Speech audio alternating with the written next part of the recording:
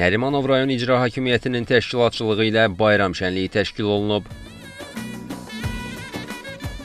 Yumurtalar döyüşdürüb, rəqs edib oynadılar. İştirakçılar müxtəlif sahələr üzrə öz məharətlərini göstərdilər. Nərimanov rayon ərazisində yerləşən parkda İcra Hakimiyyəti tərəfindən sərgi və bayram konserti keçirilib.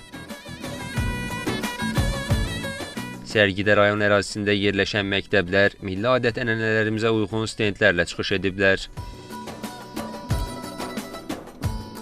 Konsert proqramı çərçivəsində müxtəlif tamaşalar və oyunlar təşkil olunub. Proqram çərçivəsində Novruzun simvolu olan Bahar qızı, Kosa, Keçəl, El Ağsaqqalı Dədə Qorqud parka gələrək şənliyə rəng katıblar. Daha sonra konsert proqramı bayram tonqalı gənclərin rəqsləri ilə davam edib.